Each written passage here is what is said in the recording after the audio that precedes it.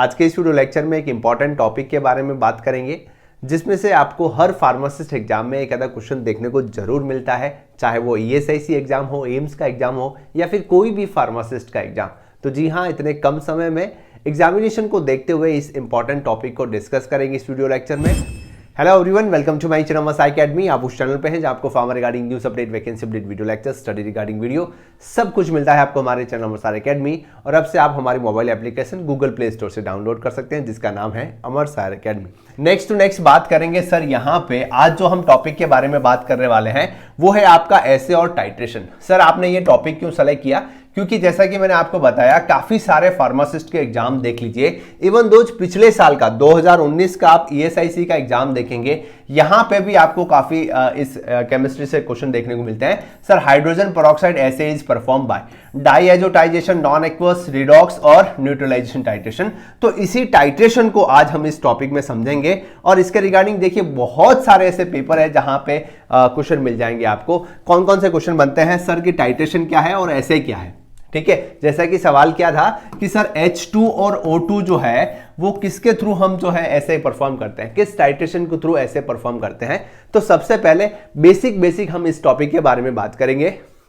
Exam point of view से important है definitely, क्योंकि यहां पे आप सभी जानते हैं एक एक क्वेश्चन की कीमत जो है बहुत ज्यादा है। क्वेश्चन खाली 50 आने वाले हैं। अगर एक टॉपिक में एक भी क्वेश्चन आता है तो जी हाँ, आपको बहुत ही ज्यादा बेनिफिट होने वाला है। कैसे कुछ टॉपिक को समझेंगे, सबसे पहले देखेंगे सर ऐसे क्या होता है और टाइट्रेशन क्या होता है।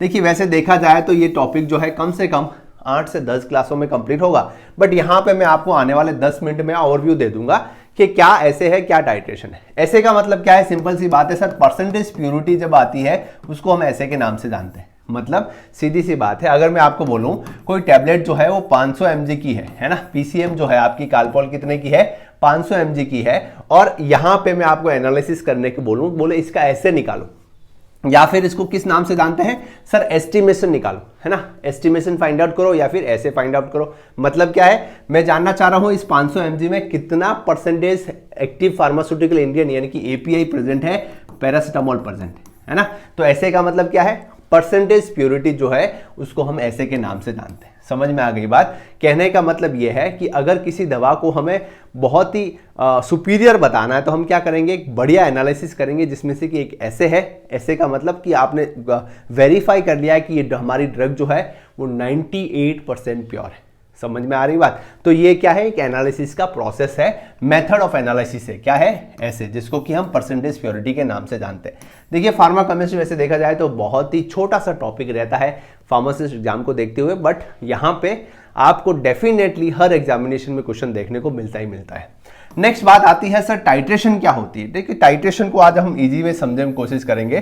टाइट्रेशन का मतलब क्या हो है, सिंपल सी बात है सर, हम टाइट्रेशन में जैसे ही हमारे दिमाग में एक ही चीज आती है कि सर एक ब्यूरेट होता है, कॉनिकल फ्लास्क होता है, यहां पे हम क्या करते हैं सर, टाइट्रेंट लेते हैं और यहां पे टाइट्रेंट लेते हैं। ठीक है जी, सिंपल है। जब किसी भी सॉल्यूशन की कंसंट्रेशन हमें फाइंड आउट करनी है, वॉल्यूमेट्रिक टाइट्रेशन, मतलब कोई भी आप सिंपल वे में समझिए, कोई भी सॉल्यूशन की हमें कंसंट्रेशन फाइंड आउट करनी है, इस प्रोसेस को हम क्या बोलते हैं, स्टैंडर्डाइजेशन। और ये प्रोसेस पूरा जो है हम टाइट्रेशन से करते हैं, जिसको हम वॉल्यूमेट्रिक टाइट्रेशन के नाम से जानते हैं। अब ये टाइट्रेशन कितने टाइप की होती है सर? बहुत टाइप की होती है, जिसमें कि मोस्ट इंपॉर्टेंट कौन कौन सी है sir, acid based titration, non aqueous titration, precipitation titration, कॉम्प्लेक्सोमेट्री titration, redox titration और डाईएजोटाइजेशन टाइट्रेशन। और अगली बार, पिछली बार यहां से क्वेश्चन था कि भैया कौन से H2O2 जो है वो कौन सी टाइट्रेशन से था, तो भैया इसका आंसर क्या था, रिडॉक्स टाइट्रेशन। ठीक है, अब थोड़ा सा ब्रीफली समझने की कोशिश करेंगे कि सर सबसे पहले तो एसिड बेस्ड टाइट्रेशन क्या है। सिंपल सी बात है, टाइट्रेशन में मैंने आपको बताया कि कोई भी सॉल्यूशन है, अभी मैं बहुत ही ब्रीफ बता रहा हूं, ध्यान रखिएगा, कोई भी सॉल्यूशन है, कोई HCl है या फिर आपके पास बेस है, NaOH है, मैं बोलता हूं इसका कंसंट्रेशन फाइंड आउट करो, इस सॉल्यूशन में कितना HCl प्रेजेंट है। तो आप क्या करेंगे सर, टाइट्रेशन ही केस मेथड है, वॉल्यूमेट्रिक टाइट्रेशन, जिससे कि हम किसी भी अननोन सॉल्यूशन की कंसंट्रेशन फाइंड आउट कर सकते हैं। अगर हमारे पास एग्जाम्पल के रूप में HCl है, क्या है, देखिए यहां पे मैं लिख लेता हूं अच्छे से, क्या है, अगर हमारे पास एग्जाम्पल के रूप में HCl है, मतलब क्या है ये सर, एसिड है, तो हम एसिड बेस्ड टाइट्रेशन से इसका एनालिसिस परफॉर्म करेंगे। समझ में आ रही बात? कहने का मतलब यह है कि सर अगर हमारे पास कोई भी ड्रग मॉलिक्यूल है, केमिकल सब्सटेंस है, जिसका जैसा नेचर है उस तरीके से हम उसका एनालिसिस परफॉर्म करते हैं with the help of titration. ये सर ट्रेडिशनल मेथड है, क्लासिकल मेथड है। पुराने जमाने में यही टाइट्रेशन से हम किसी ड्रग का एनालिसिस परफॉर्म करते थे, बट अभी के जमाने में हम देखेंगे तो हमारे पास बहुत सारे ढेरों इंस्ट्रूमेंट आ गए हैं, जैसे कि UV spectroscopy, HPLC, mass spectroscopy, बहुत सारे इंस्ट्रूमेंट। बट हमारा जो बेस है ट्रेडिशनल मेथड, क्लासिकल मेथड, ये सारे हैं और इनमें से सवाल आता है।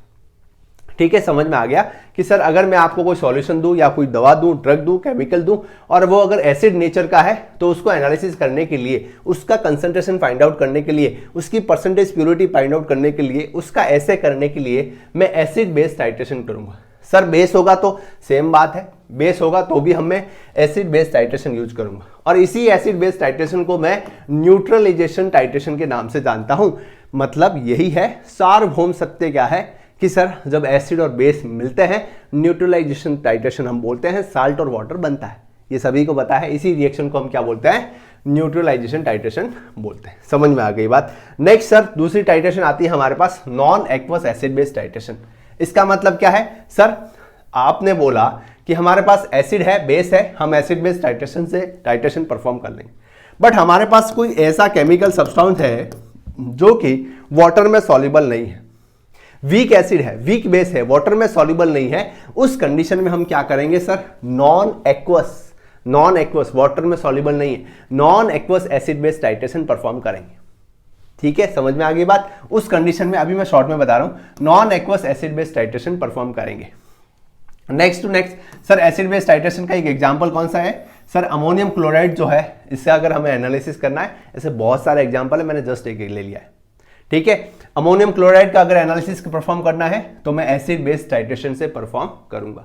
बोरिक एसिड है, मैं एसिड बेस टाइट्रेशन से करूंगा। ठीक है, नेक्स्ट आता है आपका नॉन एक्वस टाइट्रेशन। सर हमारे पास ये जो टाइट्रेशन है एक्वस फॉर्म में नहीं होती, मतलब कि वाटर मॉलिक्यूल नहीं है, कोई ऐसा सब्सटेंस जो कि वाटर में सॉल्युबल नहीं है, उसका एनालिसिस हम non aqueous acid base titration से करेंगे।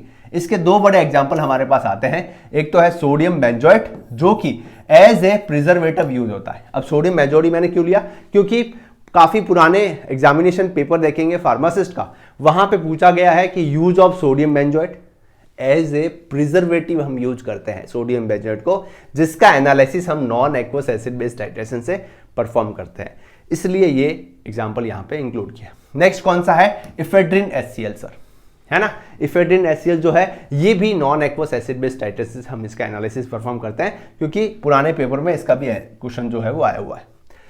नेक्स्ट आता है PPT टाइट्रेशन, मतलब प्रेसिपिटेशन टाइट्रेशन।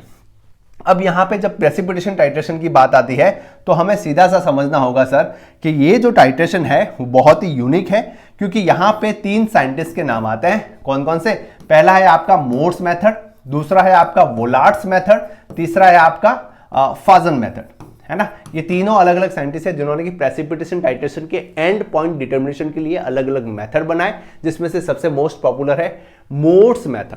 मोर्स मेथड का एग्जांपल आप देख लीजिए, NaCl का इंजेक्शन है, आपके पास NaCl का आइसोटोनिक सॉल्यूशन है या फिर NaCl का कोई भी सॉल्यूशन है, अगर इसका आपको एनालिसिस परफॉर्म करना है तो हम प्रेसिपिटेशन टाइट्रेशन की तरफ जाएंगे। मैंने आपको फिर से बताया, जैसा हमारा एनालाइट वैसा एनालिसिस का प्रोसेस जो है वो डिसाइड होगा। अगर वो एसिड बेस है एसिड बेस, वाटर में सॉल्युबल नहीं है नॉन एक्वस। ठीक है जी।